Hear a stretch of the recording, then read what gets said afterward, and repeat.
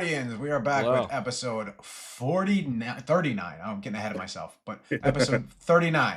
We've done 38 of these already. That's insane. We're back. I'm Dennis. That's Marcus. That's Hubert. We're here to talk football. What up, fellas? Not much. Hey, yeah, man. How y'all doing? How's everyone's weekend? Well, all I had was Trinity to ruin my weekend, and the Cowboys had their best week of the season. We're It's gonna their bye talk. week. Good one. Yeah, we're gonna talk about some shit goalkeeping here in a minute. But before we start, We're going to talk about the breaking news that the New York Football Giants have parted ways with Brian Dable. That's what we're talking about today. That broke today too. For sure. Yeah, good news. So follow us on socials, guys. Dallas Guardians. We really appreciate you guys listening to this. Audio only on Spotify and Amazon for sure. I'm pretty sure you can find them anywhere you can get an RSS feed. And then also subscribe on YouTube, guys. We're trying to get to 500 so we can start monetizing this bad boy. Subscribe, send us some money, whatever you want to do. Yeah, we're gonna put the Cash App link on the. No, we're not doing that. All right. So who wants to start Marcus's off? personal Cash App link that we're putting there. If only. All right. Who wants to start off with records of the day here? I got one. I'm taking it. I'm taking it to the West, as they Please. say. Dr. Dre. Yo, I'm gonna have to put 2001. mine back. I'm gonna have to put mine Tell back. me you got the same thing. Tell me you got the same thing. I do. Oh yeah, it's a classic for sure. It is. Can't go wrong. It absolutely is a classic, right? Like this is a double album. This is the quintessential like 90s piece that comes out because this is 2001, but it came out in 99, and this is just like the quintessential cut, right? This is hip hop, right? This is the definitive West Coast hip hop album as far as I'm concerned. Has one of the best solo keyboard intros. Once that beat kicks in, you already know what it is. The Dolby sound opening up the album, like it's just the quintessential 90s hip hop sound, West Coast sound. This is what we're missing now in hip hop, right? If you're gonna sample, like I need to hear the whole sample. Don't do all the extra shit and then tell me how original you are. Like get it the done. Samples, the skits, like I mean, nobody does good skits anymore. My favorite thing about Dre is that Dre can't write a rap, but if you write him a good one, he can fucking deliver it. Fun fact: you know who wrote half of Dre's raps on this album, right? Jay-Z. No, I knew Jay-Z did at some point. I wasn't sure if he was here or not. He wrote 2 records on that album. Okay, it's still we know Dre's original ghostwriter, and it's still SNOOP. So definitely a lyricist there. I think Eminem wrote some tracks on here too for him. There's a lot of great ones on it. This is at the end of the day quintessential late 90s, early 2000s hip hop. But especially West Coast rap. Dre's West Coast, right? Yeah, all right. Is the collabs. It's the collabs and just the fraternity of it all. That's hilarious. Dre's West Coast, right? Is Bruce Springsteen from New Jersey? I'm not sure. I'm not really sure where these guys are from. Okay, shit on me all you want, fat boy. Let's go. Still way left. Never mind. I know what you're busting out. That record changed my life. I think this guy's from Chicago, but I'm not sure. But yes, I'm not even joking when I say this. That album changed the trajectory of my life. That came out my senior year of high school, and the idea of like dropping out of college was influenced me a couple of years later. Yeah, I will say he's still living off the heights of these albums because absolutely he's hated it all get out. But obviously, this is what this album gave us. You know, the legend that is Kanye. He went on what I would argue be the best 4-5 album run after this. It kind of died off after 808 for me. I won't even count 808s. This is for Dark Twisted Fantasy was an incredible piece, but the original trilogy is incredible. It's top 5. He also brought us Jamie Foxx, or brought us back Jamie Foxx. For all the real Jamie Foxx fans, that he self-produced and released the R&B album, and no one ever heard of it until Steaming. I just have to say, Terrell, Texas, his own Jamie Foxx.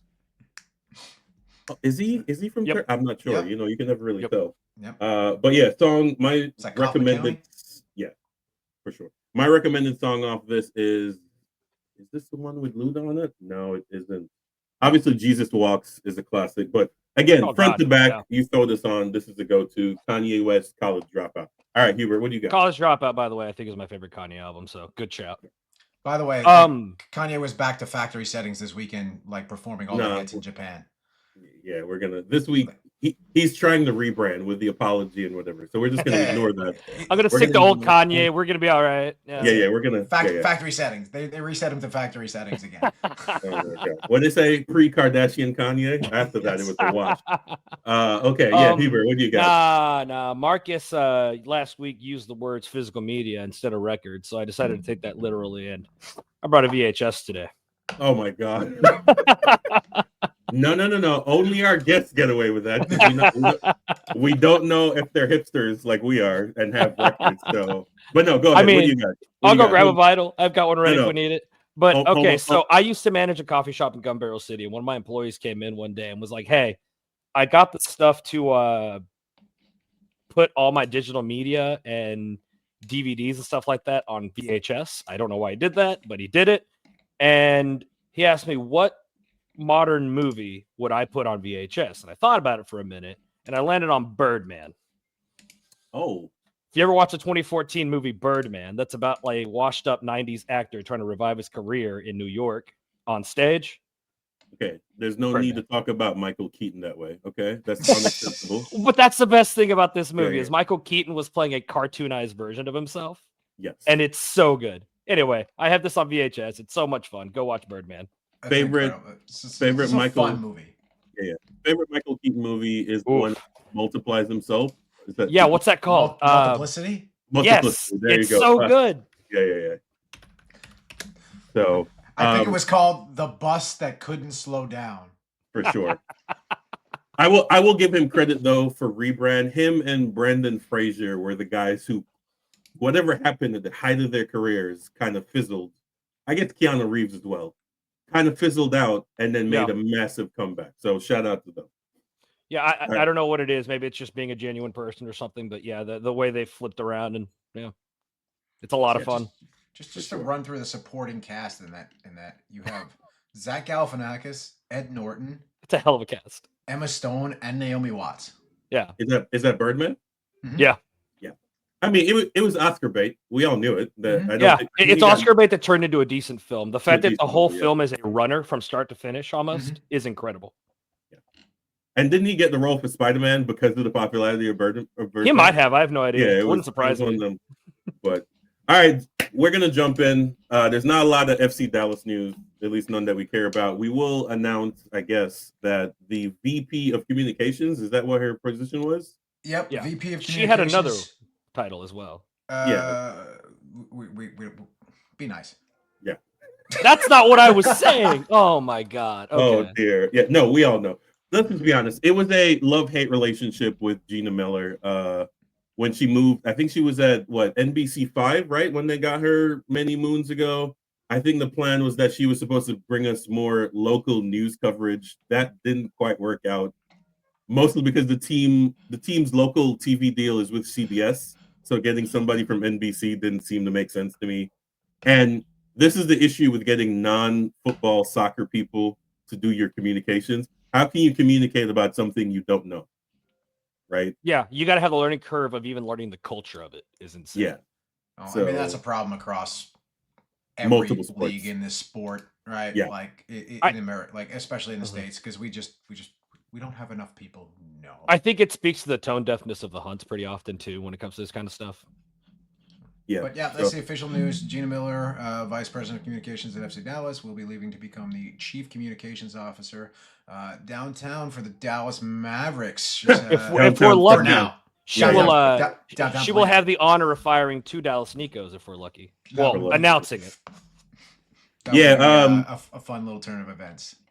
Yeah, this hire, it's great for her. It's a promotion in reality, right? The only thing bigger is that she went to an NFL team.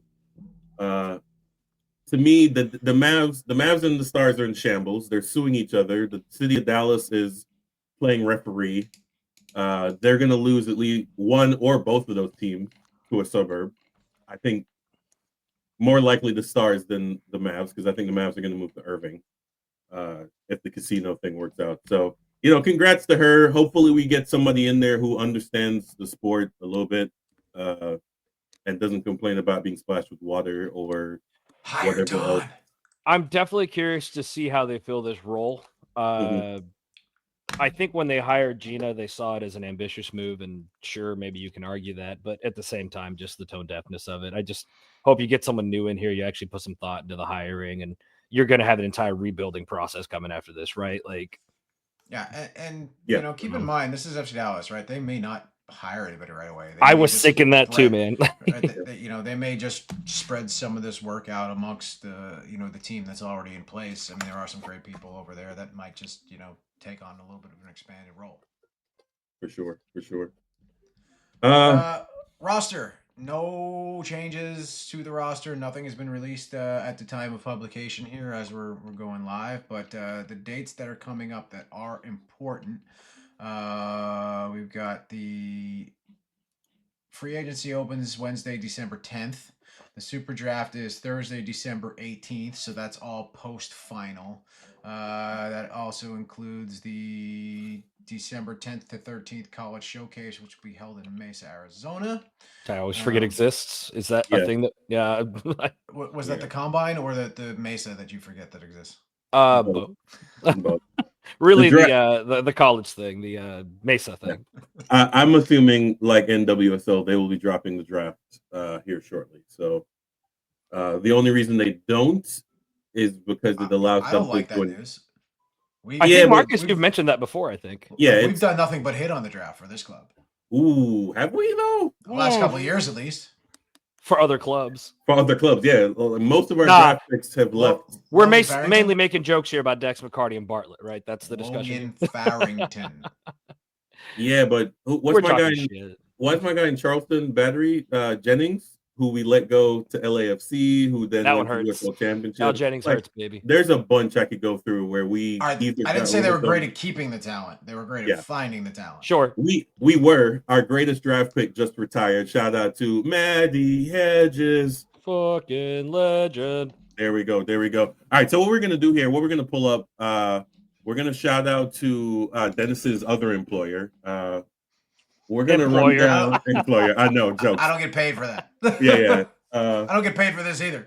So they did last week a Dumper Keep. Great episode. Follow those guys on YouTube. Listen to their fun episode. Yeah, always great for those guys. We've got a Guardian in their midst over there as well. Shout out to Crook.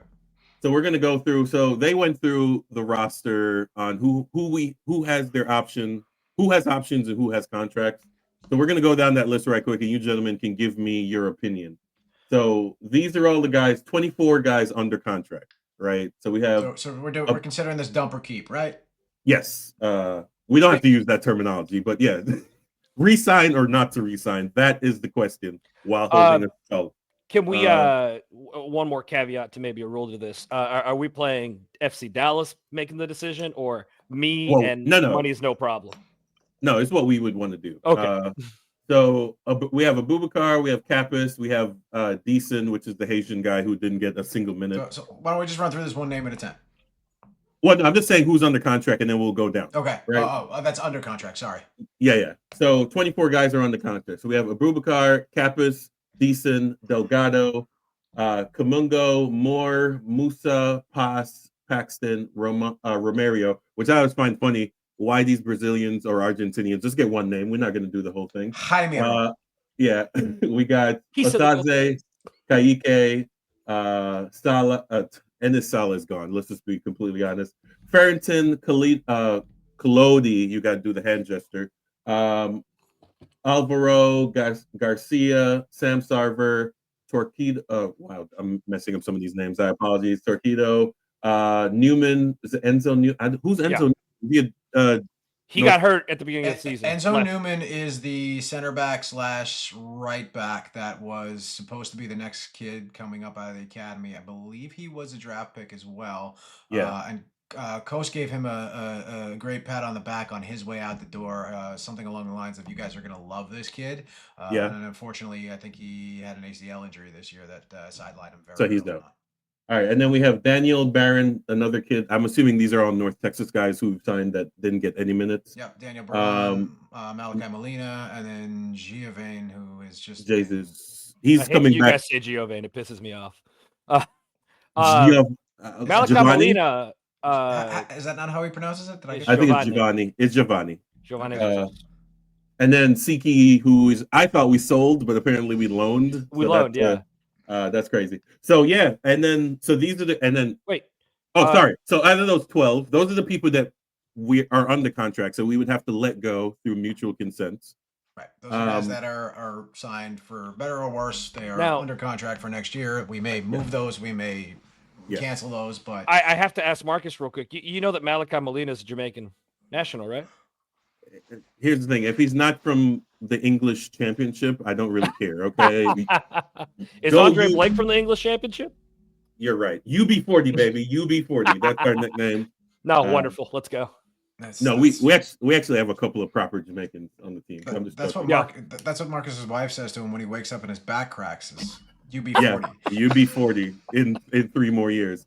So of the guys under contract, I think Siki they will sell at a discounted rate to a South African club. Right, just to not have to pay for his flight home. Honestly. Yeah. You take whatever they give you, probably. I don't know.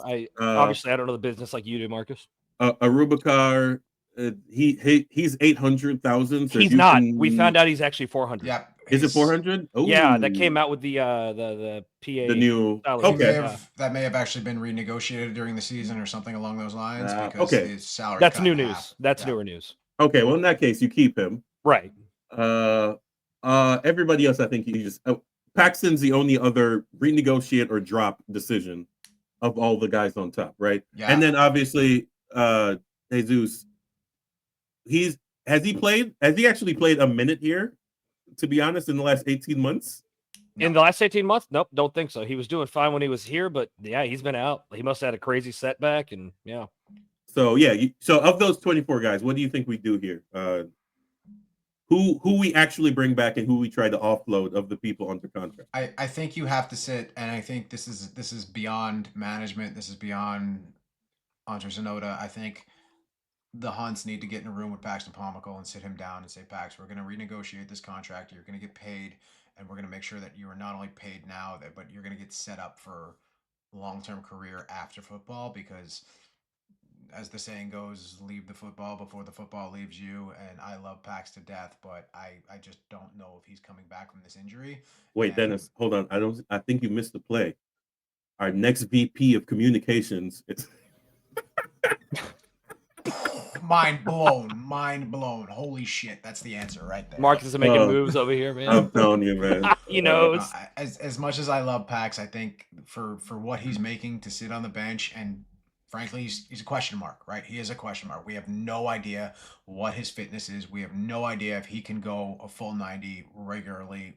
There's nothing to prove that he can, right? The frustrating thing is, as fans, we have zero information. Like, they probably feel pretty confidently one way or the other already, and they can make a decision based on that. But they don't communicate that shit with us at all. So if I am Dan Hunt, I am calling Paxton up and saying, Pax, come over the house. Let's sit down. Let's talk, and let's see how we can build a future for you, both in your game right now and what comes after as well. You know, whether that's media or academy or front office or whatever you want to do, let's get you a path to doing club ambassador, liaison, who knows? Right. Could go, you know, like come lead the 19th minute chant, whatever you want to do. Yeah. But that's my take on Paxton at least. But other than that, you know, I think there are a couple, you know, pieces that we can try and get rid of and make some money on it. Like, the Romanian mafia needs to come for Anasalli, and we need to figure out what's going on there. But a money laundering scheme with his agent. I did enjoy watching Sully come in and try to butcher someone immediately. That was fun. Yeah. That'll be the highlight of his time here for me. I think Bernard Kamungo is a question mark depending on what coach decides to build into next year. I think he's here next year. I think if you can get a reasonable offer for him somewhere. Bernie's making what, 110? Like, Bernie's he's not making much. Yeah, that's he's not making a ton of money, but you know, I think if you get a reasonable offer for him to go somewhere where he can continue to play the game that he has learned to play, I think we're starting to see the upper limits of Bernie Yeah. Kamungo, and Well, maybe there's a breakthrough somewhere else. we know that Quill loves the kid. That matters. But I think Quill's going to pick his formation and start trying to build around that. And Bernie might not fit that mold, and that'll be worth considering. I think Martin Pass, you hope that maybe with that European passport and the hype that comes around him in Indonesia, you might get an offer for him. Southeast Asian passport now, my friend. No, it's not. He's still European. Yeah. He's still got the EU passport there. Yeah. He's still good with that. Let's see. I didn't even realize that Hamido was longer contracted than that. Sorry, you had something, Marcus? Also, I will say Osaze could play himself into a EFL championship back in England if he wants. Hey, and good for him if it happens for him. I'd be sad, but what reason do you have to stick around other than the club gave you a chance, which is something, but other clubs would eventually probably given him a chance if he played like this. Yeah, I would not be surprised to see them try and get, if somebody's throwing 20 million around for Musa after a World Cup qualifier performance. He just got called up for the Croatian national team in World Cup qualifier. So he goes up there and balls out. There's a possibility that between now and the offseason, in Europe somewhere. I will say this is the reason we discussed the realigning of the calendar is that most teams don't splash that kind of money in the winter. Yeah. So great. He's probably leaving mid-season if he does. Yeah, if anything, he's going to hurt even more. Exactly. Yeah, no, it's a problem. We've ran into this so many times when a player leaves mid-season or we try to bring him in mid-season. It makes no fucking sense. So I think if we can wrap this up right quick. So I think the people we're worried about here, besides sales, so Musa, Paz, and Osaze are the guys we think are the most sellable because of their foreign passports. Jesus, because we don't know what his injury situation is. Stiki, because I think they're trying to offload him. All the North Texas kids are staying because they don't get paid anything, right? They're and none of them did anything to lose the opportunity. Yeah, and they all have a tremendous upside right now too, I think. Yeah, Enes Sala is a money laundering scheme. We're going to drop him. And then Kamungo, depending on what if Quill decides that maybe he's at his ceiling. So those are the guys we think are leaving, correct? We can convince a Canadian team to take Enes Sala. We could also try that.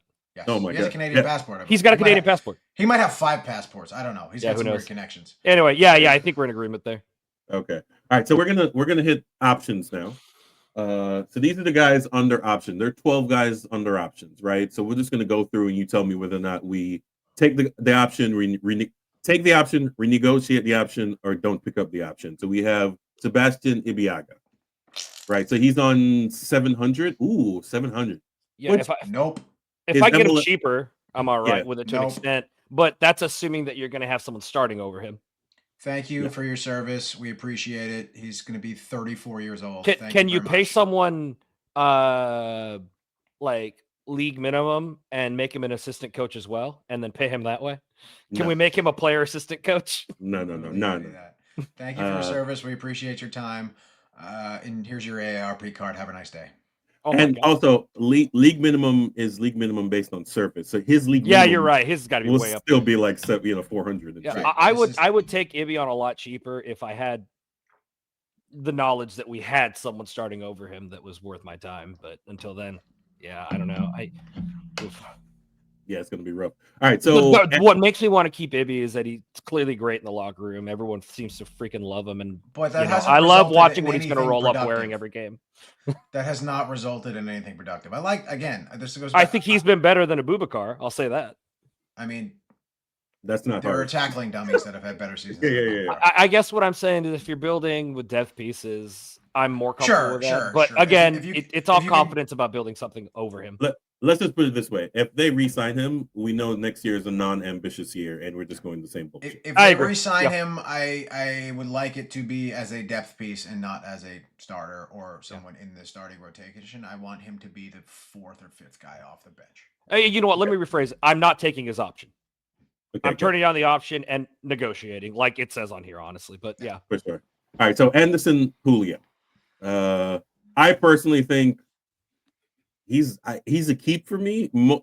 When he's healthy, he's dangerous. We need a vertical presence we need a vertical presence who knows what they're doing. Because technically Bernie is a vertical presence. Yeah. He just doesn't know what he's doing. So that's the issue. So for me, you take him. 28, 29. I'm sorry, I didn't mean to interrupt you, Marcus. My bad. No, you're good. That's it. Yeah, I think he's not 30 yet, if I'm not mistaken. He's 29. He looks a lot older than he is. Yeah. He's 29. So for me, you keep him, but you may try to, 750. Again, these are veterans. These are multiple year veterans. So there's only so much negotiation you can really, because even when we got Omar here, it was for like 250, and Omar had been here for like ever. So for me, you keep him because we need a veteran over the top presence.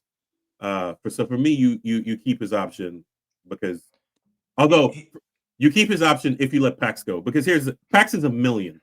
So if we get rid of Pax, we have options. If we keep him, then we have to do some other stuff. Yeah. He's for me, he's a guy that can be a depth piece anywhere up top, right? He could play striker for a little bit. He's a vertical player that he can play on the wings. He could play striker, and so I think he's a good depth piece. But I do agree with the fellows over at Third Degree in their assessment here that do your best to try and negotiate and not pick up the option because that is a little bit pricey for a depth piece. Yeah, for what it's worth, and I think we're going to get into this kind of discussion later. Anderson Julio was your second highest goal scorer this season, right? Yes, and he was out for most of the year. Mm-hmm. Yeah, so I don't know if there's a way you think, and that's hopes and dreams, but if Anderson Julio's playing the whole season and you have double digits, like 10 goals from him, this team is a bit different. Yeah, I don't know. It's hard for me. I'm not one of those people that immediately shits on players when they're about to turn 30. I think they have plenty of time left in Major League Soccer at that point. And I think Julio's not just fast. I think he's got a decent touch and he's not an idiot. No, he's so I think even if he started losing his speed, I'd be okay with him on this team. This is This is the thing. So you're right. He's not just speed because we had speed. We had the Michael Barrios speed but when it was him and the goalkeeper, he had no idea what he's doing. Same thing with Bernie. Him and the goalkeeper one-on-one, he has no idea what he's doing. Yeah, it's crap. At least with Julio, it's a 70-30 chance he puts it in the back of the net one-on-one with the goalkeeper. Yeah, I'm with you. I'll be honest with you. This is probably my hardest roster decision. I can't decide if I'd bring him back on that. Yeah. Or what? Like, if he's going to be my starter, he should be paying that much, but that's hard. Yeah. I haven't watched much tape on him since before he got here, but I will say this season he was a little bit mistake prone, so that's something I'd want to be aware of going into next season, and that could just be from not having regular minutes, right? That could just be from coming back from injury and just being in and out of it, and riding the bench and starting and the different formations and everything else. So something I'd want to keep my eye on, but overall, I think I'd like to find a way to keep him around. The frustrating thing also with Julio is he's one of these FC Dallas signings that was a substitute most of his career in Major League Soccer, and then you sign him here and try to make him a starter. Mm-hmm. So it's hard to compare data as well across seasons. Yeah. All right. So this is the big one. He's over 30 and he's going to get paid a lot of money. La live, la laugh, la love. Yeah, I love me some Sebastian Lletget, but I'm turning down that option. Yeah, not at that price. I'm sorry. Yeah, I love this man so much. I really do. When he came into the club, I was like, yeah, this annoying ass pretty boy U.S. men's national team, dude. And I'm like, oh no, Lletget's gonna finally leave. And now he's not annoying, pretty, or in U.S. Nat. I think he's still pretty. He's still pretty. He's still the boy. If I had abs like Sebastian Lletget, you'd never see me wearing a shirt. If I'm a club seeing Sebastian Lletget getting to the area of his career where it's like he's retiring, I want him in my organization. I think he's a great person to have around. Yeah, I also think he wants to go home too, right? Yeah, and good for him if he does. Yeah. I wouldn't be surprised to see him end up in LA, but more important, I would probably expect to see him part of San Diego's organization at some point. I think he wants to go back to Southern California. For sure. Maybe. Either way.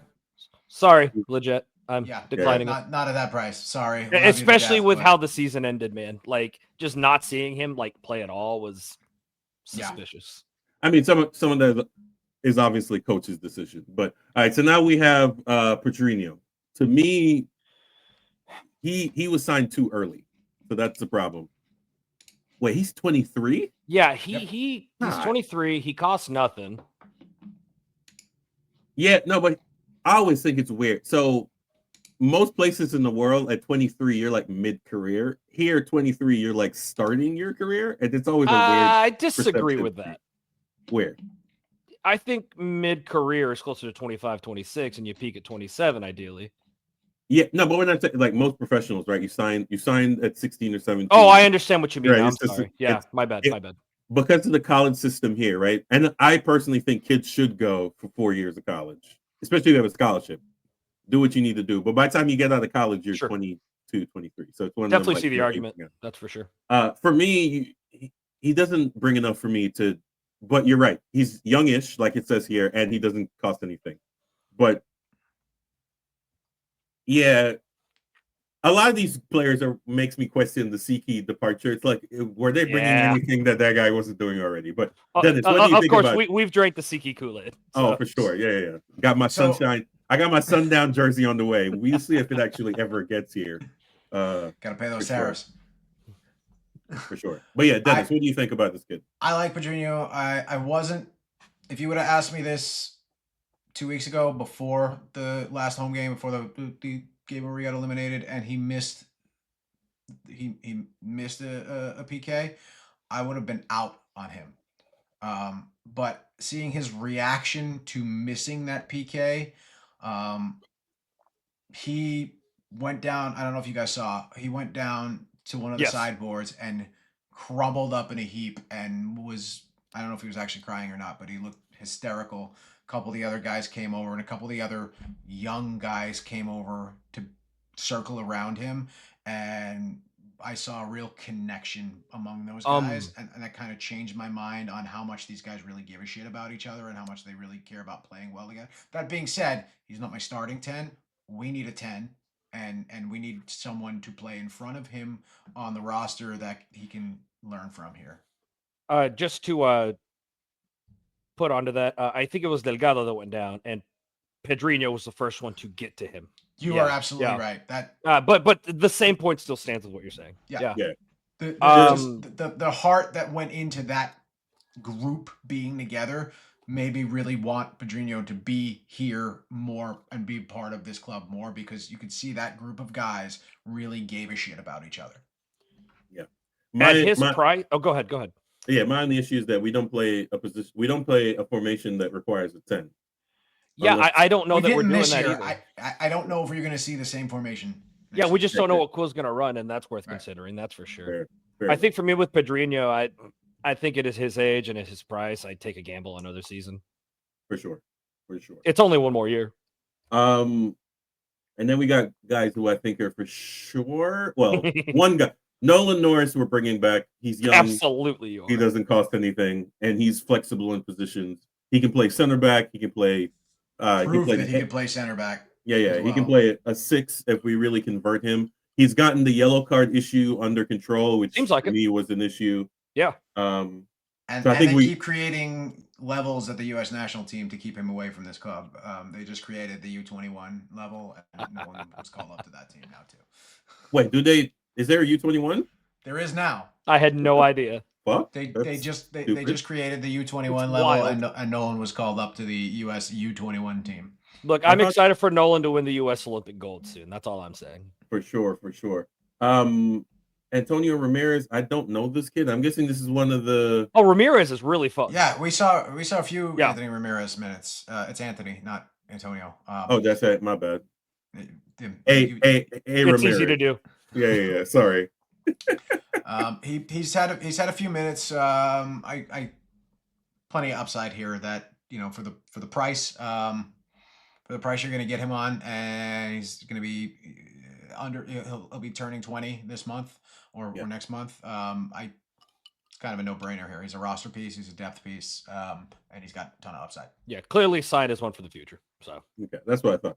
I was like, he's one of the kids we signed when we were afraid of losing people. So hit or miss. Endelay, God, I didn't even actually realize he injured himself with the. Yeah, I think he'll. I mean, ACL is a year injury, and then with the scheduling next year for the World Cup, the kid has a career somewhere. Absolutely. So yeah, but I don't think he's here, unfortunately. So yeah, I'm declining Endelay.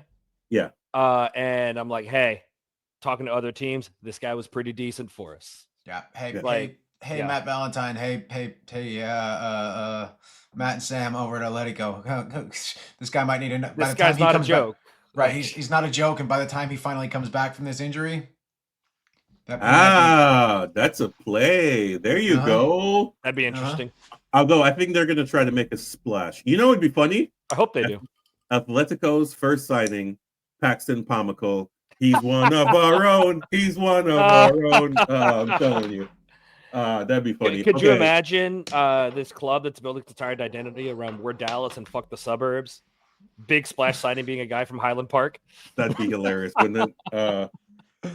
Yeah. Well, they haven't set up an academy yet. Sorry, it's not fair for me to say they said fuck the suburbs. They haven't done that. I'm just saying. No, that's pretty much what they said today. Pretty much.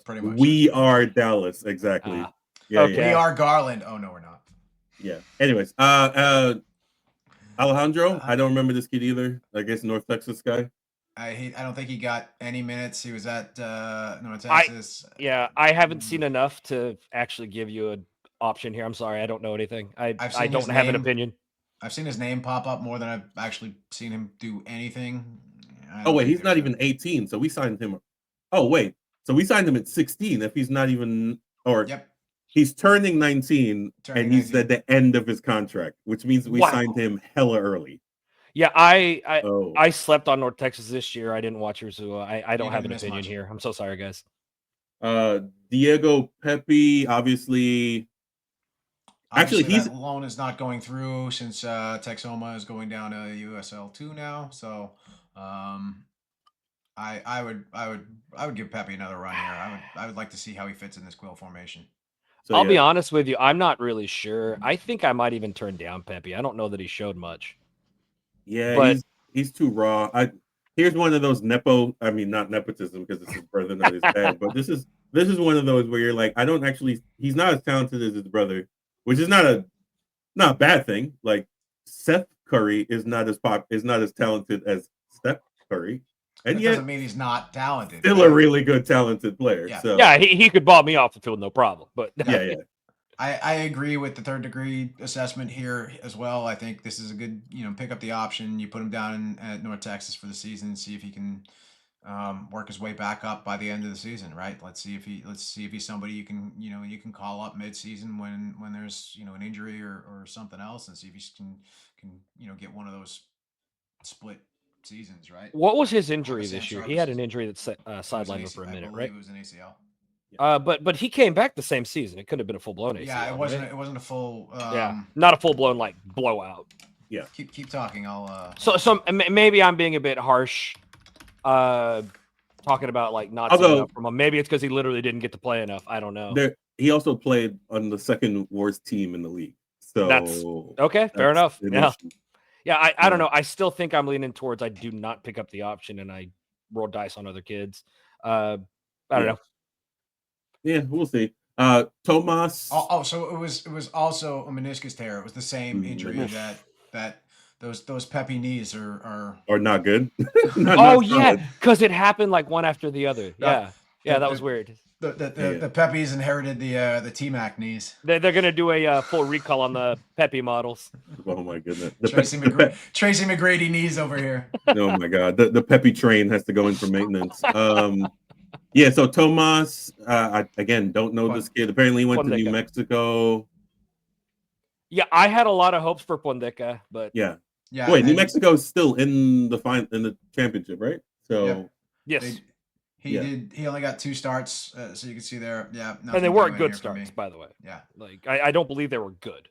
I think I watched at least one of them. Like nothing doing here for me. No value at this level for me. I had a lot of hope for Pondeca before, and I've lost it. Okay. Well, I mean, I want to say that a lot of these people can get jobs at the championship level, but there's a non-0% chance there is no championship football next year. So, oh, you know what though, Pondeca, I think would be fine in like USL 1 right now. But let him take a gamble on himself for sure. Which is funny. There will be USL 1 football next year. It's some weird stuff for next year, man. Their contracts are staggered, so the USL League 1 players, it's crazy. So the next like year and a half, maybe 2 years are going to be such a weird haze for me in American soccer. Yeah, So there was actually, we'll get into this later. There was actually a New York Times article where they debated that the World Cup being held here is actually going to hurt the sport instead of help it, and I didn't disagree with them a lot. All right. Yeah, I actually had somebody have this discussion with me. We need to have this discussion off pod sometime. Yeah, no, I want to hear what you heard. Yeah, we can bring it to the pod, but yeah, we definitely talk about it. But yeah, Carl Santi with Phoenix to me declined. I forgot this kid was still signed to us. To be completely honest, he's a usable piece at that level. He's a Haitian international, so he'll get a job somewhere. It's just a matter, and because he starts with Haiti so much, he can actually travel because go enjoy some CONCACAF football. Yeah, I don't think there's a space for him on this club. Yeah, and then Tariq Scott, my Jamaican brother, but for me, I guess we keep him. He showed something late, but a double knee, like that's man, hurt. His stuff came at the worst time too. Yeah. He got on the field and looked good. Like, I remember the Open Cup game where he came in. Was so much fun to watch. Yeah, he's talented. I really enjoyed Scott. He's got skill, and he's Jamaican. So for me, win-win. He got loaned out to Monterey Bay, which was not one of the better teams, but he performed relatively well. So, yeah, what were you going to say, Dennis? Is his brother still in the system too? I don't think so. They declined him, didn't they? No, I think they declined him last year. I'll find out. All right, so we're gonna rush through the free agents because we don't care nearly as much. It says that we only have one free agent. That's why I said we're gonna rush through it. I think if we get rid of Paz, we keep him. The problem is he played so well that someone's gonna throw some money at him in the league. So Malik Scott is in the Lexington system now. Dope. That's dope. Yeah, so for me, we try, but yeah.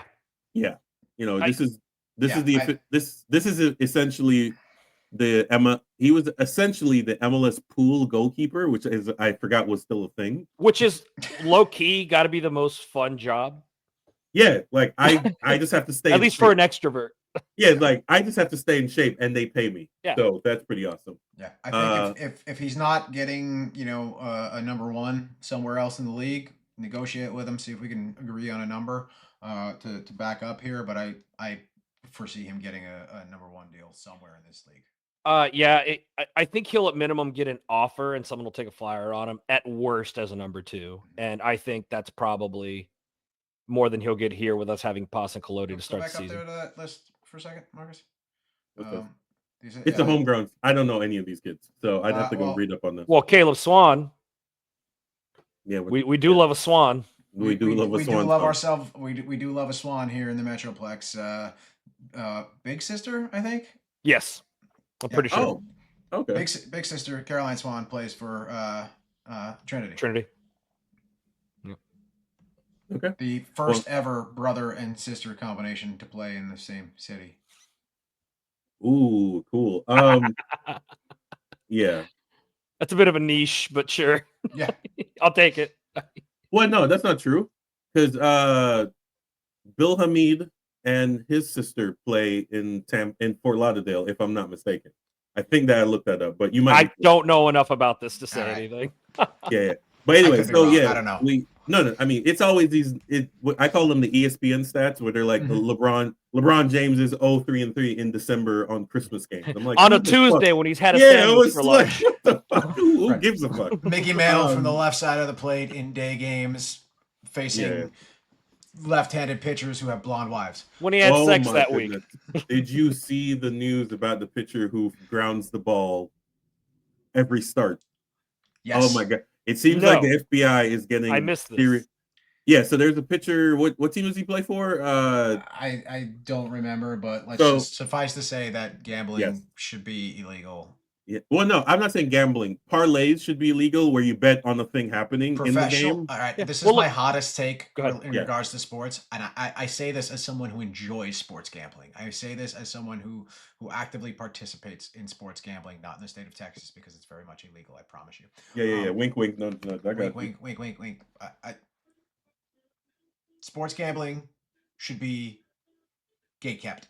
You should have to talk to a shady guy in the back of a diner or a cab stand. Okay. You should not be able to just open up your phone and gamble on professional sports. You should have to get on a plane and go to Las Vegas, or you should have to talk to a shady guy in the back of a diner or the back of a cab stand or at a bodega or in the back of some like El Salvadorian restaurant or something. Okay. You should not. Why the El Salvadorians getting a shot? Yeah, that was weird. All right, hold on. Before we continue this, or an Italian restaurant or whatever it is, right? Yeah. But you should not be able to. You should not be able to open your phone and gamble on sports. You should have to go to a place that has a sign that's missing maybe like a few. You're saying you should feel bad. Right. You should feel uncomfortable. You should feel slightly unsafe. Okay, gentlemen, hold on a second. Let's wrap this up before we continue on that. We do have 2 open DP spots for whatever that means. I don't know that that's going to mean anything. So yeah, the conversation about that is so frustrating with trying to decide how they're going to do the U22 versus DP. I mean, we're not just going to roll with the 1 DP model? No, we're not going to do that. Okay, I got to. So yes, so that's the roster as it stands. They have not announced. Knowing them, they'll announce it right after we post this video, and so we'll come back next week where we might have a special guest and we'll review their decisions. These are our guesses of what might happen here. But yes, go look it up. Sports gambling is going to be an issue. MGM for it's going to be an issue in general for sure. I don't know about having to go to an El Salvadorian restaurant, but the same way they do horse racing, where you have to go to an OTB, you have to go to a specific spot to make it happen. They might have to do that for gambling. I just think what these players are actually getting in trouble for is not that they're gambling, it's that they're doing parlay bets, where you bet on this player will only play 17 minutes, and then on the 14th minute, prop bets. So I like Dennis's model of, here's your ticket, here's a papusa. I get that. That sounds great. Papusa for everyone. Yes. But yeah, I think when you look at sports gambling, the image people have in popular culture of sports gambling is that these players are throwing games, and that's just not true. No, the majority of sports gambling is like Marcus said. It's like how many points are you going to score? I'm going to miss this free throw on purpose. It's that kind of stuff, and it's always been that kind of stuff. It doesn't affect the overall game, which is worth talking about. But it's still point shaving should be only for college basketball in the Northeast. Yeah. Sure. Oh wow. Okay. Good job. But sports gambling is a thing I'm afraid to tackle because I don't know enough about that shit. Yeah. All right. So we're gonna move on. I gotta go grab something right quick. We're gonna move on. I'm gonna put this up on the screen first before we start. We're gonna move on to the ladies in gold, the other team. Shout out to Hubert's sweater. Hey, yeah, I'm wearing that. I'm gonna let you guys start, and then I'm gonna come in and kick the goalkeepers back in. But I'm gonna let you guys start on the 2-0 loss to the newest team in the league, Jacksonville, or Sporting Jacks. Go ahead. Dennis, go ahead. This was rough. This was a rough start. The lineup was exactly the same as last week, so there was no changes to the lineup other than we replaced Riley Foster in goal with Sam Estrada. I got to interview Coach Petroselli after the game about this, and when asked, his response was that we gave up a lot of goals and a change needed to be made. Was essentially, that's not a direct quote, but that we gave up a lot of goals. This is exactly what he said, and so they were searching for something, and this is what they thought was the change here, and this pretty much immediately went to shit. Right, 6th minute, ball comes in, Estrada goes to clear it, pushes it right back at. Can I say something about this play as well? Whenever you're done talking about it, please. Estrada's getting a lot of the blame, and she should. Totally agree on this goal. But the hinted pass was not a smart pass. It was the same shit that FC Dallas was doing last year, the year before, where they just kept wanting to pass it around the back, and we kept giving up stupid ass little goals when they would press us. Yeah, the same thing. It was a poorly played ball by Hinson, and even sillier for Estrada to try to control it. Yeah, it was a poorly played ball. It was everything was bad. Everything went wrong, and it went wrong immediately. Right, this was incredibly early in the match, and you and I are watching these from different perspectives now, so I would love to get your take. But from where I sat, it felt like the air just got Oh my God. sucked out of the stadium the moment that happened. No, it died, man. It was like we started out seeing the attendance looking really low, and then thankfully it filled in. And then that happened. 1953, I think, was the reported attendance. So yeah, I mean, I'm not surprised by that. But I guess what I mean is it looked like less than 1,000 when game was about to kick off. And thankfully it looked like less than 500 when during pregame. Yeah. 10 minutes to kick off, it looked like there were less than 500, and that included the Solar Academy that was down there on the field that they brought back up to their seats. Oh, it shout out the Atletico Academy who showed up in numbers too, which was really cool. Yep. But the atmospheres to start the game was actually phenomenal for how few people were there. It has been. We did a little change up on how we were trying to hype up at the beginning. We think it worked really well. The stadium got really hyped, and then gone.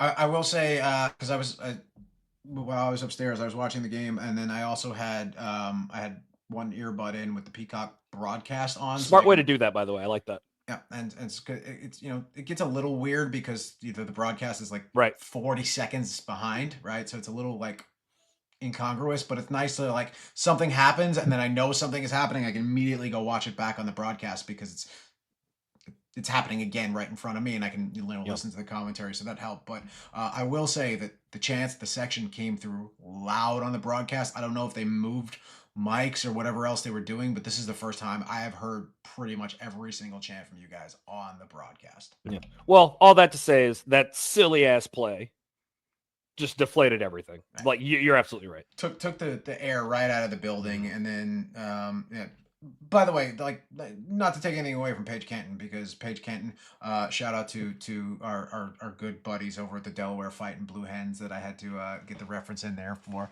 If you know, you know.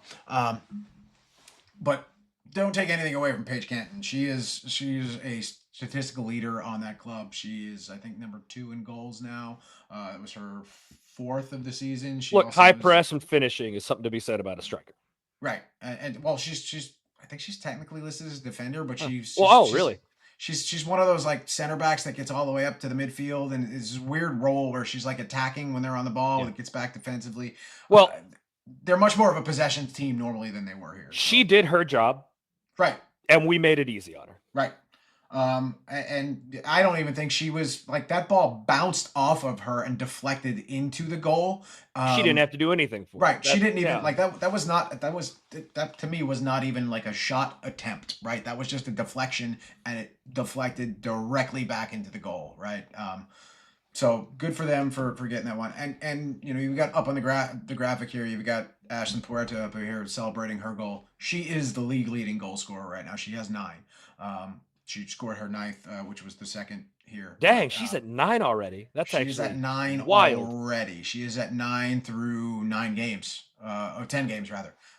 9 goals through 10 games. So, no slouch here. This is a good Jacksonville club that we met earlier on in the season, and they were not in this kind of shape. So, not to take away anything from them, but Dallas came out flat. They looked flat the whole way through.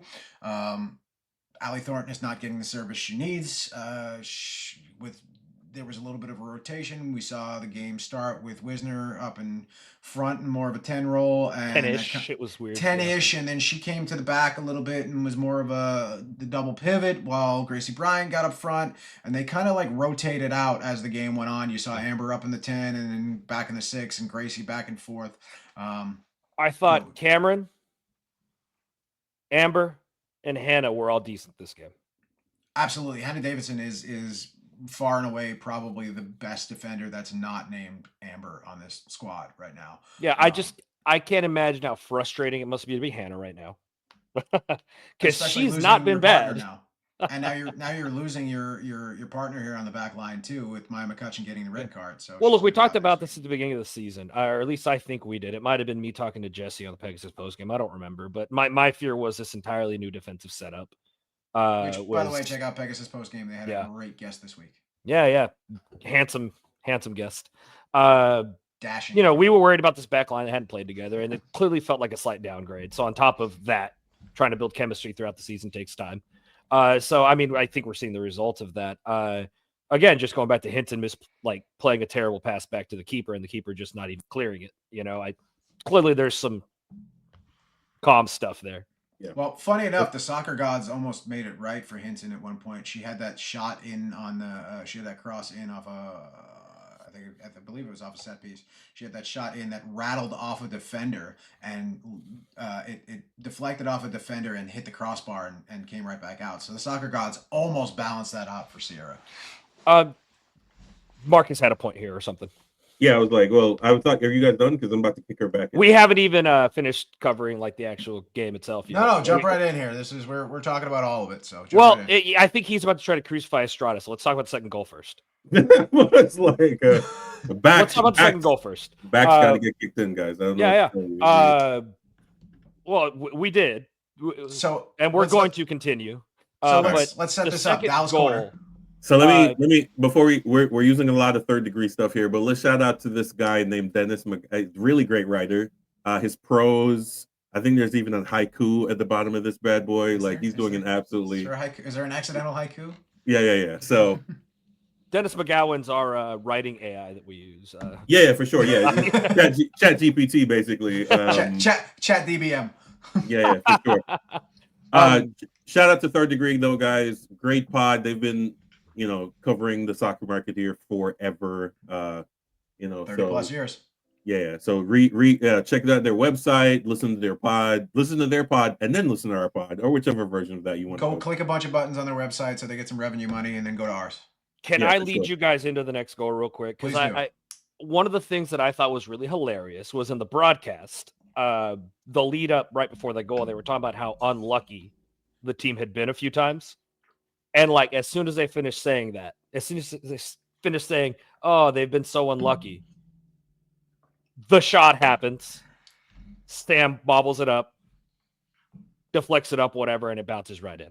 Yep. And it just felt like fucking fate.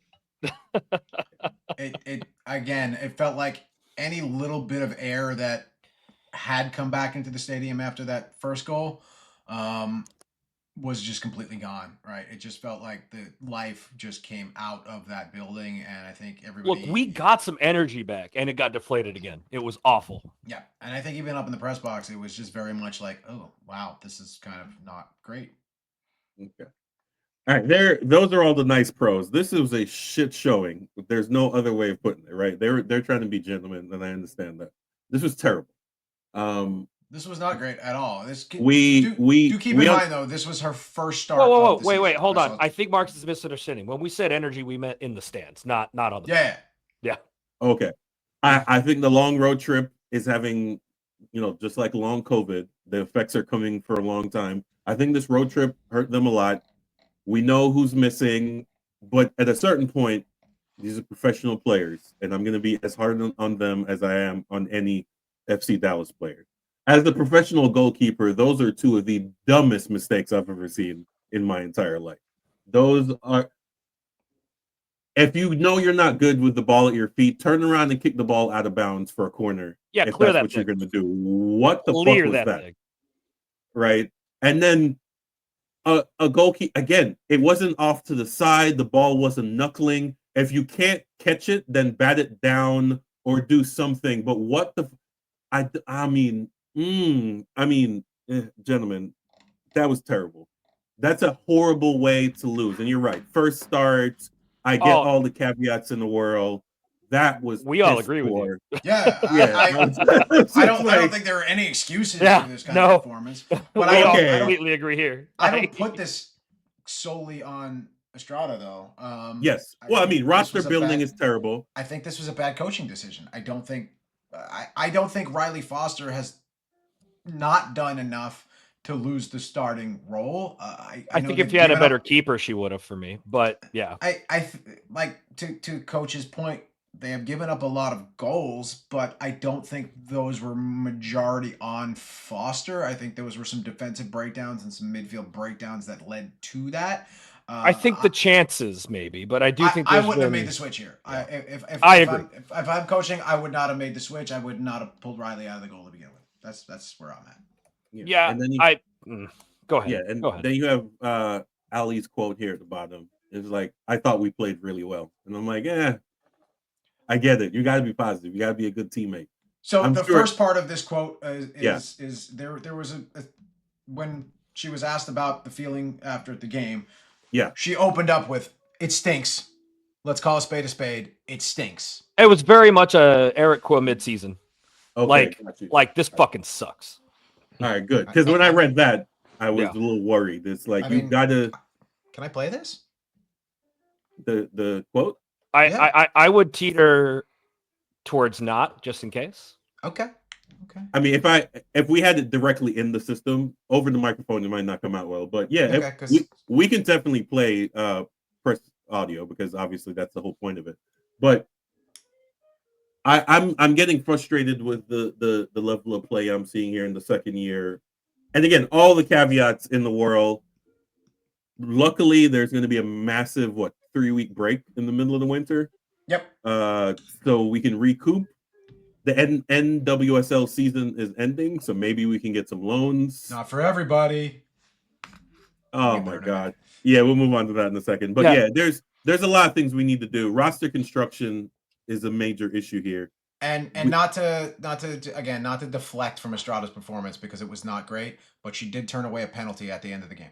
No, she had a massive the penalty save. There was another save in the game where I'm like, there was a moment in this game where you could get really dejected and your performance could suffer. I give her credit for keeping her head in the game and playing well the rest of the time. So it's not all bad in my opinion, but this game you have to point out this was a shit. We are now down there with Tampa Bay, right? This is terrible. Have some pushback here. I do think this was a bad game, but it looks worse than it was. Our attack almost gave as good as it got. Until the 4 subs or whatever that happened, we were attacking. The attacking was kind of working. Our shots just weren't being put in the right spot. As a matter of fact, we even outshot Sporting. We had 4 shots on target to their 8, which is, I think, part of the big issue there. But we forced 3 saves. And we had 11 shots inside the box. The conversion was bad. But our attack had something going for it that just didn't have an end product. And we keep shooting the ball right at the keeper. This is happening a lot. And then Allie clearly looks like she's having to do extra work, like Zeus and Musa look like they've had to do for FC Dallas.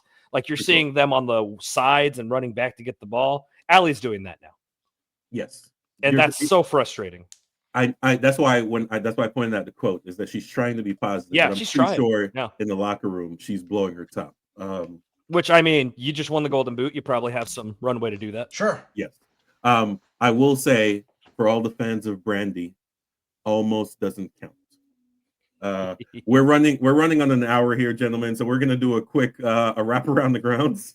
Mostly because I got to go to work. Sorry, do you mind if I bring one more thing here up? I want to hear y'all's opinion on all the subs at once when they happen from Petroselli. I've got a slightly different opinion because I got to talk to him about it. I don't know if I agree with it, but he was trying to create shock value, is what he said. And so I can kind of understand that he felt like things weren't working. So it's let's completely change it up. And I don't think, to your point, the attack before that was very good. They were not finding their footing in the final third. And I don't think that changed either way. I think the attack was still good and it was still quality attack. I think Sealy coming on, she definitely upped the tempo a little bit because she plays with a lot higher tempo than I think a lot of these players. She had some great crosses to nobody. But that's I don't think this was a terrible move. And when you think about trying to create that shock value, it's an attempt at something at least. While I get that, they didn't change anything they were doing on the field at that time, I don't think. Sure. So I don't know how it is. It was personnel, not tactical. But Delaney also was not bad, by the way, after the substitution. I think she's been a little unsung. Anyway, I was just curious what El's opinion was on the huge tactical change when we were at the peak of our attacking, by the way. Yeah. Okay, so we're going to do a quick wrap around the grounds here. A couple of topics. We're going to stick with some women's sports before we... Not quite. We're going to lump that into the around the ground section. Okay. So first thing around the grounds, shout out to our Peter who was here last week, Vancouver. They're moving on. They're going to be playing LAFC in a packed house. This is the reason this is in around the grounds is Garber is trying to do his best NFL impersonation. He's trying to bully Vancouver into building them a stadium. He might want to leave that shit on this side of the border because that's not going to happen.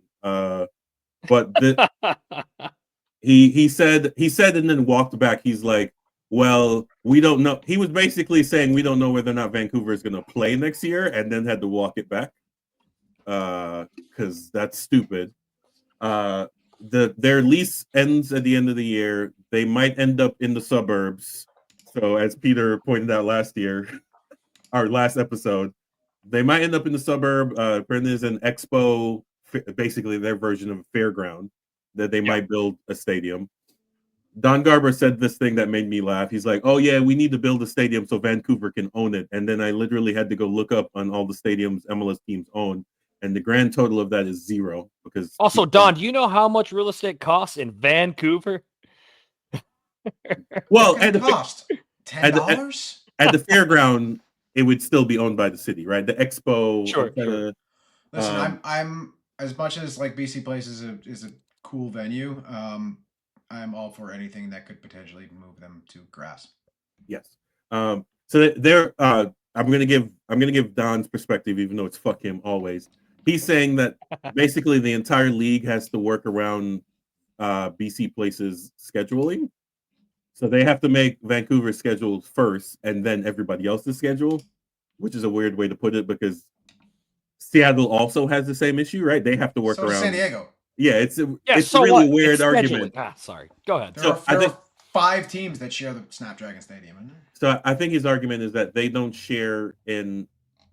get a share of BC Place's revenue other than the ticket sales.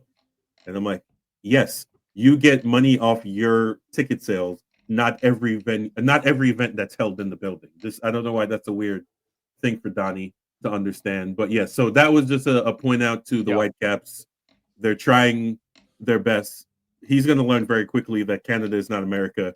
You're not going to move to another city, so you're stuck there. So figure it the fuck out. Right. We're going to do, sticking in Canada, we're going to do the Snow Bowl. This is reminiscent of when FC Dallas made their only appearance in MLS Cup when we played. Yeah. So it was a Snow Bowl. The most boring MLS Cup final you'll ever watch. Well, this was not boring. I watched this game. It was a shit show. We had the players out there with shovels every 15 minutes or so. Can we talk about how Canada, it's also pure CONCACAF? Oh, for sure. This is very CONCACAF to have, and I love it so much. In the CONCACAF, it would be rain, but I agree with you. I disagree. Remember the Honduras-US game in Minnesota? That's right. But also, you're right. It would normally be rain. Yes. So shout out to Ottawa. Beautiful. For winning. Chef's kiss. And shout out to the Dallas connection here as well. Oh, what is there? David Rodriguez. Oh, okay. Scored the game winner in extra time. So, I didn't watch this game. Sorry. There's a clip of a bicycle kick that's making the rounds. Apparently. I have an argument to be made here. I don't think that's a bicicleta. What? I think it's closer to a scissor. You're right. I'm arguing semantics. I'm just go on. 45-degree angle versus a 60-degree angle. Yeah. Actually, the difference is the movement of the legs. Like everything's a golazo now. So there was no. That is actual true. Pedaling motion. There wasn't enough rotation. That's what it was. Yeah. That's literally how you define them, though. There wasn't enough centrifugal force. I will say Dennis is correct. I saw them show a highlight of a keeper getting golazo, and they're like golazo, and I'm like, he chipped the keeper. That's not a golazo. Yeah. So shout out to the Canadian Premier League. It was a hell of a game. Obviously, the immediate response from American fans were, "Oh, see, this is why we can't play a fall-spring schedule." And I'm like, "You guys are idiots." No, this is exactly why we should be playing a fall-spring schedule because this is fucking awesome. Yeah, this is fucking. Snow awesome. Games are great. Yeah, well, no, because the final final. The final would be in the spring, not in the winter. So this is the dumb thing. Orange ball forever. But shout out to them. So now we're gonna do this. In our usually scheduled programming, we bigged up Kansas City Currents, and I'm gonna give Dennis his opportunity to talk his shit. Shout out to New York City, New Jersey. But that's fine because they rock the NYNJ, and so I can respect it, right? I'd say they do own it at least. Like right. it's not, They at least have NJ in their name, not like the Red Bulls who decide that they don't want to, they don't want to rep Newark or Harrison or whatever. Harrison, Harrison. Harrison's just a suburb of Newark. It's fine. But I mean, this is just incredible. This is the team that supposedly snuck into the playoffs in Gotham here.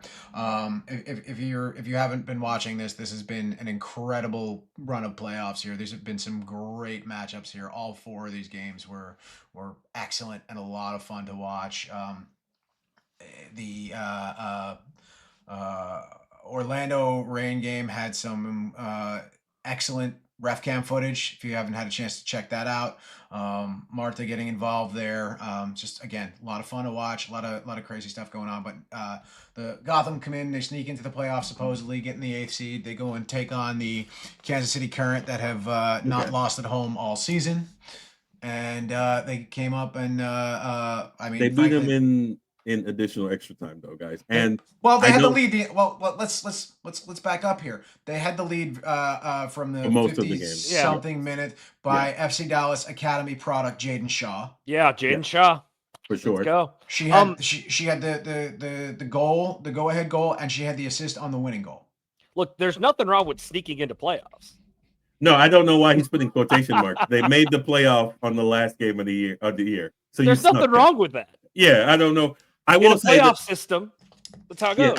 I will say the arrogance of Gotham now talking about this is our year, and I'm like, sit the fuck down. My guy, though, the hype coming off of this has been awesome, though. For sure. The Jaden Shaw video. Oh my god. Yeah, which one? The one you texted me. The Tupac video. Yes.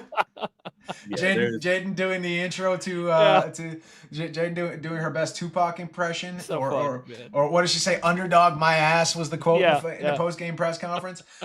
First of all, I mean the players are all salty. I mean if you got a chance to watch the Spirit game, Trin Rodman on the sideline just like losing her mind was incredible fun to watch. So there's a ton of energy and there's a ton of like really fun moments coming out of these games. But I will say this: if you're on the internet, if you're on Twitter, if you're on Reddit, NWSL fans are the meanest fans I have ever encountered. Yeah, they're monsters. They are just mean. It's a lot of fun to watch, especially coming into even watching some of these games as a neutral. Like watching these fans just attack each other is like real. Like it's real soccer culture. It's a lot of fun. Up the bats forever, Gotham all the way. They're gonna run into the buzzsaw that is Orlando though. But that's what they said about Kansas City too. No, I've always said Shield winners don't do well. I said that the last 3 weeks now in a row. Yeah, I will. You were say picking. That... Go to. You were pull the tape. Pull the tape. Pull the tape. He was all in on the current. Ladies and gentlemen, hold on. For our audio listeners. For our audio listeners, go ahead. Sorry, Hubert just pulled the physical VHS he had earlier when he said pull the tape. It was hilarious. Watch this on YouTube. Wonderful. Yeah, go ahead. Marcus Hubert. wasn't saying Marcus wasn't calling KC to win it per se. He was just saying they got to be the favorites just because of their talent and everything. I don't think he was doubting Gotham. I think it was more of up in Kansas City. Yeah, I've said this always. Shield winners do not win finals. Right. Yeah, and that's a whole discussion to be had about playoff systems. You put some respect on the legacy of Sky Blue FC. I don't put any respect on any team in Sporting? New Jersey. That's a fact. So, but yeah, shout out. Congrats, Dennis. We're very happy for you. Shout out to Gotham. The Pride game was really fun. My only issue with this is that they have too many TV partners, and it was a bitch to find where these games were. But whatever. Especially if you have YouTube TV and they don't carry ESPN or ABC. They don't carry ESPN. Exactly. Yeah, that was weird. Yeah, hard to find some of these. Honestly, it's like I don't know what's going to end first: the YouTube ESPN shutdown or the government shutdown. Well, the government shutdown has ended. So the YouTube TV ESPN deal has actually gone on longer than the government shutdown now, and I think we actually really need to get the Swifties involved here. I think they can solve this for us. No, the Swifties, they can solve this for us. The Swifties are finally realizing that she has no talent, can't dance, and is a complete. Well, they're all still Chiefs fans, and so the next time the Chiefs play on Monday Night Football, we just need to get them to bully the league into doing something, forcing it. They have the power. If you're out there, if you're listening, make it happen. Oh my God. Anyway, My favorite is still the Thorns. I think them. The Spirit game was really fun. The Spirit's quality team. They have the capability to go all the way, but I think the Thorns are going to win it all. And if Trin Rodman makes it back before these playoffs are over, she's going to have a big impact. For sure. I have not watched enough NWSL this year to really say who I think the better teams are. You're missing out. I don't have a horse in this race. You're missing out. Neither do I, but they're on Prime and I have Prime, so if there's a Prime game on, it's the first thing in the banner, and I'll just turn it on. So no, I just don't have a horse in the race. That's all. No, even as a neutral, it's a lot of fun to watch. It's been a great season, and the product is really improving in this league. Yeah, but I will pull for Gotham. Always love the lowest seed. There we go. You're on board. Let's go. We'll get they did release their attendance and TV numbers, so their attendance is down 5%. There's a caveat that they did have the one massive 40,000+ game. So if you take that out, there's actually down closer to 11%, but whatever. It is what it is. Everyone's down. MLS is down. USL's down. Everyone's down in attendance. And I think that has more to do with... It's almost like it's the economy. The economy, stupid, as a former player. But their TV numbers are up, though. Their TV numbers are up. It helps being on broadcast television. Ionet Network is available everywhere, etc. But like I said, the Thorns are my favorite to win the whole thing.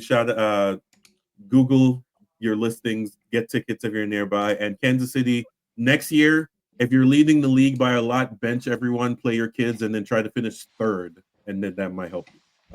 Marcus, do you know on the percent drop if there was any team who didn't have a drop in attendance? Sorry. I don't think they broke it down by... Okay, it was just... I would have to go in and do individually. I was just curious if you knew that. Yeah, the Bay City. So Louisville, which is the USL club that's in the NWSL, they have the lowest attendance in the league, but that's because Louisville is not really a big market, so it's whatever. Shout out to NWSL Atlanta. So Arthur Blank is bringing a women's team into that stadium as well. So he paid $165 million, which is making USL Super League even more attractive, because who the fuck has that kind of money? I will say I love the idea of a women's team in Atlanta. Oh, for sure. It'll be awesome. It's going to be interesting to see how many they can get in Mercedes-Benz. It's an interesting take. It's Arthur Blank. He's basically putting the whole, his whole empire in that stadium. So, but that's 3 new NWSL clubs coming out now. That's Denver and Boston, who start. Is Atlanta going to be starting next year, or are they going to be 27? It was up in the air. Based on the article, it said maybe. I think it might be too quickly for me. You've got Denver's kicking off next season. Their stadium won't be complete yet, so they'll be playing at Mile High. Mile High, yeah. And then you've got Boston will be playing at Gillette Stadium. Yes, because their stadium. I cannot wait for a true New York Boston soccer rivalry here, and I don't count Red Bull, New England, because they just haven't. New England hasn't been relevant in decades. But Gotham, Boston is going to be a fun rivalry with what we were just talking about, with this league being their fans being as angry and mean as they are. That is going to be a fun rivalry to watch. The Revolution are just FC Dallas on the East. Oh wow! Or it's at Chicago. At least we're not DC United. Yeah. I'm here for the Atlanta team. If I need to pick a rooting interest, it might just go ahead and wait and be Atlanta when they come into the league. I don't know. I like a good Atlanta team. That's a good city. Yeah, we'll see all these women's team playing in NFL stadiums. We'll see how the attendance looks. See if we can get Killer Mike out there. No, they'll get all the fans. They'll get all the celebrity. Atlanta is a winning city, though. Unless you're the Falcons, they'll go whatever. But the city in general, as bad as they were this season, they're still pulling in 25,000 a game, and that's down from the 30, 35, 40 they were a couple years ago. But they're still pulling in good numbers, and they're still warranted to be playing in that stadium. And I think there's a good opportunity next year for them to build it back up again. But it'd be really interesting to see what kind of numbers the women's league does there. With Tati back, we'll see. We'll see what Atlanta can do next year. Yep. Well, when they get going, we'll have to get out there, get some wet lemon pepper wings. For sure. Oh, lemon pepper. Oh, god damn it! Are we going to Magic City or what? No, we don't have Magic City numbers. When the drug dealers and rappers come in, we definitely don't have enough money. You go for the lunch buffet. Come on. No, facts. Their breakfast is fire. You go at like 12:30 in the afternoon. You get the matinee show, and I'm not up at 12:30 in the afternoon. The lunch buffet. That's a fact. I'm like, who's awake? Oh, I am at Eastern time, maybe. But yeah, who wants to be in Magic City at 12, like noon? Those girls have night jobs. I don't want to go see them. I'm there for the wings, not the show. Okay, I'm there for the food. Honestly. Yeah, I believe you. I'm at that stage in my life where I'm there for the wings. Okay. Yeah. We all say that. Yeah. I read Playboy for the articles, of course. No one goes to Hooters for wings. That's not true. They're never mind. We're not. Anyways, MLS Cup bracket. Was a Chris Rock reference. Yeah. MLS Cup. I got to go to work, guys. We're pushing it. MLS Cup brackets. If only. If I could live my soft life, or in what I call it, my Hubert life, I wish. Unfortunately, he's in his soft girl era. He's in his soft girl era, bro. You're not wrong. So much. You're not wrong. Shout out to Wifey. Love her. That's until the Neils force him into working for Trinity. Oh, that's a fact. He's going to be on payroll here shortly. Yeah, so shout out to Miami FC, who finally got out of the first round. So shout out to them. I think they're gonna go the whole way, bro. I think it's crazy. I mean, it wouldn't be that shocking, right? Yeah. Speaking of Miami, fuck Luis Suarez, and why the fuck is he not just lifetime banned at this point? I mean, listen, if the man had done the things he's done on the field, not on the field, he'd be in a psych ward. Exactly my point. It's Florida, he'd be in prison. Fair enough. We don't need to open up a can of worms of discussion. Just fuck Suarez. Let's fuck Suarez. Move on. Shout out to Seattle for getting their ass kicked. That being said, on the replay of that penalty kick, he was not on his fucking line. He was way off his line. I don't know how the ref. It was a great game. They fought back. They were down. Shout out to Minnesota. Minnesota. I mean, I lived in Minnesota in the NASL days. The fucking great team. Beautiful. Love that. San Diego, I think, is trying to pull their best Chicago impression, where you win the whole league in your first year. Well, Atlanta did it as well, but Chicago's the original one that did that in 99. Snapdragon is still a shit venue for soccer, to be completely honest with you, but whatever. To paraphrase Hubert here, I don't respect expansion clubs. No. As long as they don't come in like Seattle, where they act like they invented the sport, I'm completely okay with it. This was a great. The Minnesota Seattle game was look. You can't be an FC Dallas fan and want to root for an expansion team. That's all I know. But that was for the game 3 of that series. That was just a war. And shout out to Wonderwall for much love to those guys up there. They brought it. They brought the noise even when they were down goals and down a player. They were just like they did not stop. But realistically, I think the championship match here is what you're looking at here on the top end of the Western Conference here. I think Vancouver and LA, I think that's the championship game. I'm excited to watch that game. I think like Peter was talking about last week, that's going to be the real test of where Vancouver's really at. Yeah. I think whoever comes out of that game is winning the cup. Yeah. I'm afraid to write Philadelphia off. Yeah, Philly, sure. Again, Shield winners. So that's the issue. I think they get past New York. That's not really. I think so too. Are these? Well, no, they're playing in Philly. I was like, are these New York games going to be in Red Bull? But they're not hosting at any point, so that doesn't matter. I personally think if Miami makes it. Oh wait, no, Miami can't host the final because everybody on the left had more points. All right, never mind. Ignore this. I was going to say if they would move it to Hard Rock if Miami. That'd be pretty sick, final. Actually, if they did but that. I'm looking at everybody left. The only person. Did Miami finish with more points than LA? Yes, if I'm not mistaken. Okay. I think so. They definitely didn't finish with more points than Minnesota. So I think that might be the only way they can. Yeah, Minnesota is the only team that they would. Yeah, so Miami had 65. So let me look on the West Coast. Oh no, Miami had more points than everybody on the West. Okay, so Miami could host if they make it because they have more points. Wait, so the East actually had more points than the West. When's the last time that happened? That doesn't happen a lot. The East had a hell of like the top teams in the East were. I mean, there was a large disparity between the top and the bottom, but the top teams in the East really came to play. Okay, so I go back to my original point. Then, do you think they move it to Hard Rock and try to sell 70,000 for that final? Or they stick a chase and Messi playing in a final. I think you're definitely going to try to. I'm going to say I'll be rooting against it because fuck Miami and their model. Fuck Miami and fuck everything about that place at the city. We don't hate you because we're not you. We hate you because you're ruining the sport. Yep, that's not true. You like those pink. No, not now. Did you hear the latest bullshit that they're trying to get Neymar now to go play with him? Oh, great, cool. So we might see Neymar play a third of a season. That'd be cool. Yeah.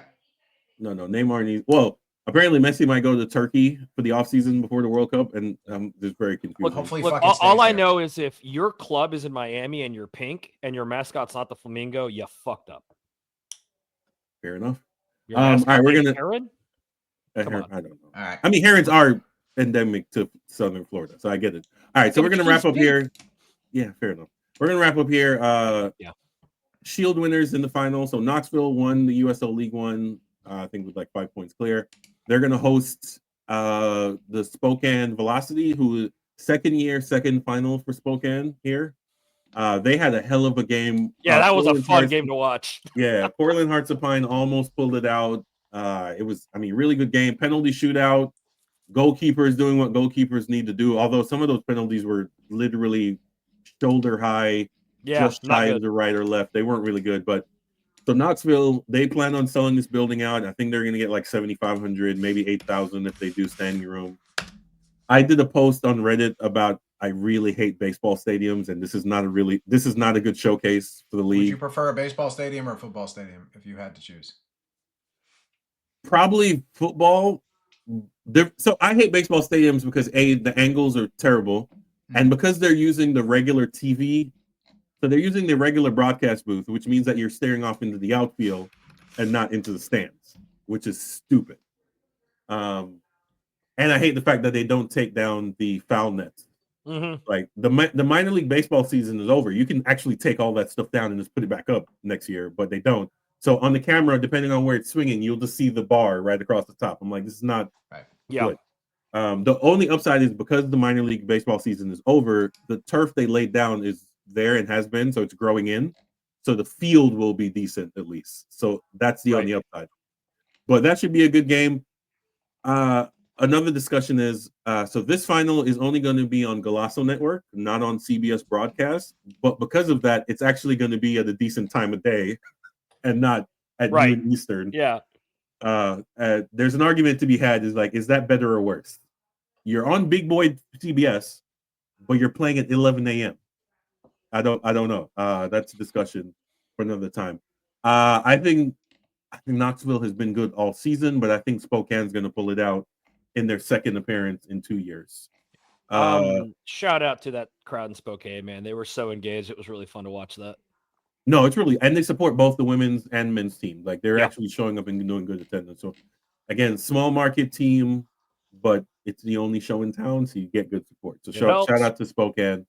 And this is why I said football instead of baseball. Technically, that Spokane Stadium is for the high school football teams, but they built it in a way where soccer is there, but the TV angle is straight down.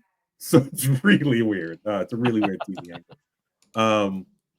Championship, they're in semifinals. So we have Pittsburgh, Rhode Island. That's going to be a hell of a game. That's going to be sold out for sure.